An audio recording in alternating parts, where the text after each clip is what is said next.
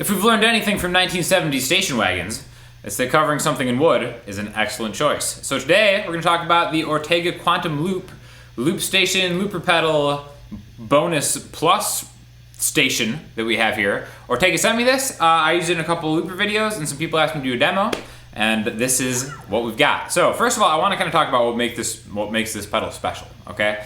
Yeah, as you can see, there's just really three kind of switches here, and there's a big open space on the left side of the pedal. Now this is because you can have kind of like a kick going on, right? So you can actually set this to a couple different things, but I've found that this is really something that is more useful in live playing than really even the loop station. So I'm going to get to the loop station in a second, but basically the way this works is there's a little switch right here that you can make this piece dynamic or fixed.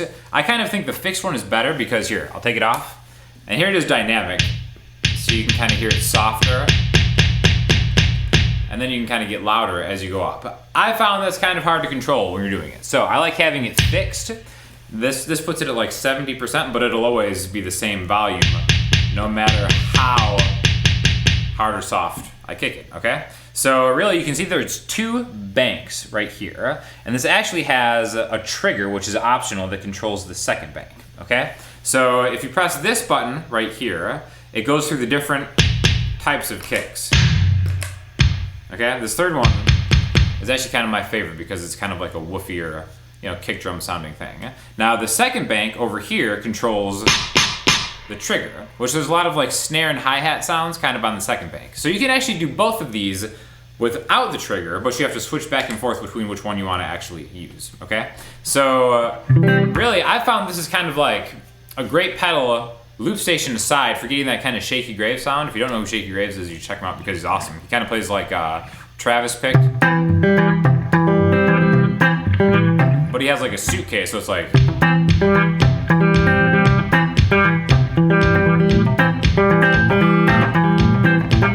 you can add the kick like,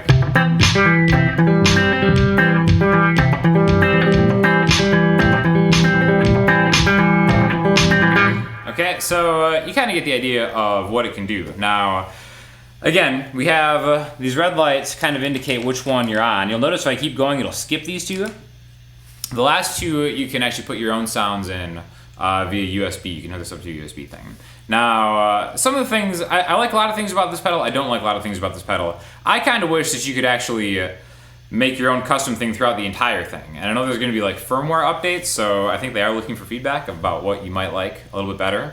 One of the reasons I wish that you could kind of customize all the presets and sounds in here is because some of these are absolutely unusable, right? So here's the first kick. Okay, second. That's fine. Never gonna use this one. And for someone who has like big feet like myself, I'm gonna accidentally hit a lot of these buttons just kind of going around like that, right? So I like the third one the best, but again, you can customize the last two to kind of get something different. Also, another thing is you should probably be wearing shoes when you do this. I tried doing this without wearing shoes and it still works, but it's infinitely more difficult to kind of get going, right? So really, let's talk about the loop station for a second, and that's all controlled with this bottom button right here, this blinking button. You'll see it's blinking red. That means there's really nothing in the loop as of yet. Now once you hit it one time, you'll see it's blinking a little faster. So that means the loop is ready to be engaged, so the next time I click it, it's gonna be on, right? So for instance, I'll just play like a C major 7 chord.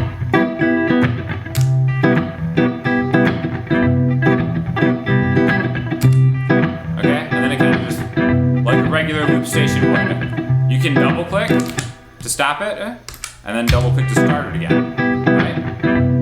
Now we can do overdubs. So while it's in this blue playback loop, you hit it again and it turns purple. And then once it turns purple, solid purple, you can start recording stuff over it.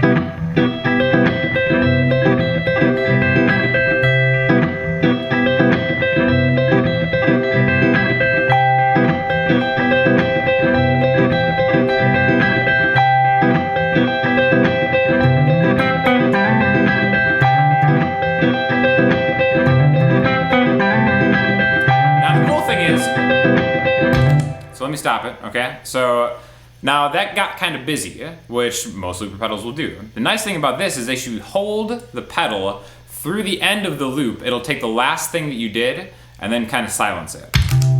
Okay? So, for instance, if I'm like holding this. So now I've got my regular loop going.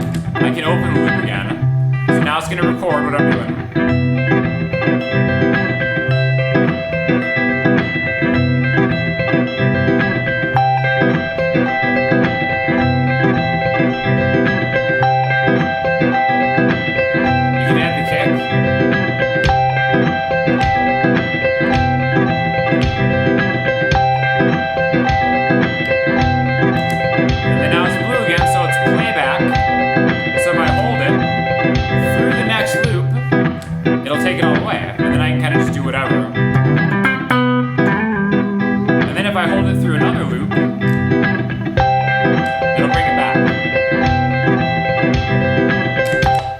So there's really like a lot of cool things that you can eventually do with it.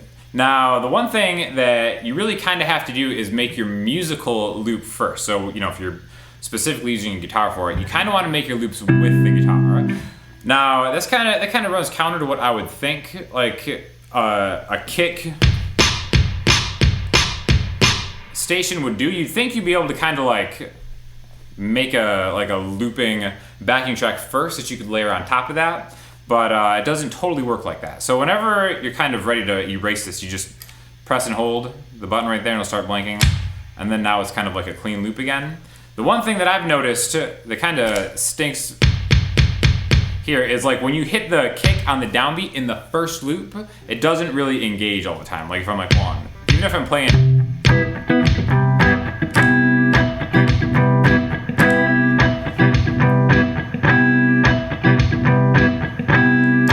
So it kind of has trouble dealing with getting the kick on the downbeat, which again, maybe that's something they can fix in the firmware, but you know, it's something that I'm not totally down with. I really think the kick is more suitable for just kind of like a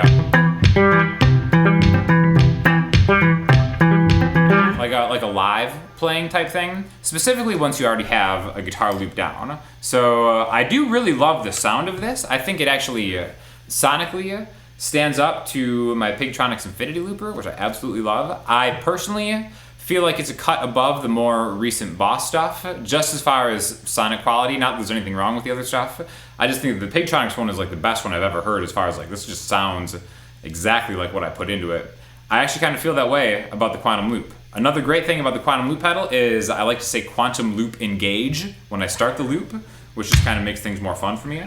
So like, Quantum Loop Engage.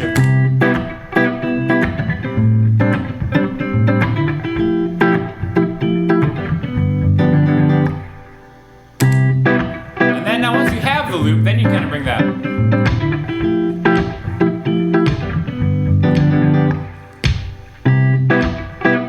And especially if it's around on the downbeat, then it's kind of easier to bring around. So like,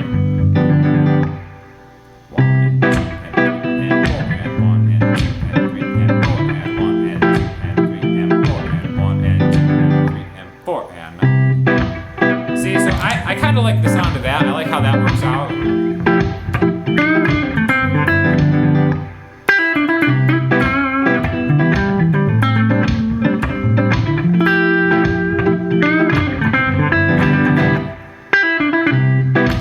So, you know, there's a lot of cool, interesting features. It's really not like any looper that I've ever seen.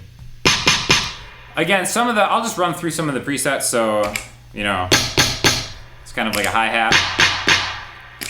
High pitch clap. Ooh.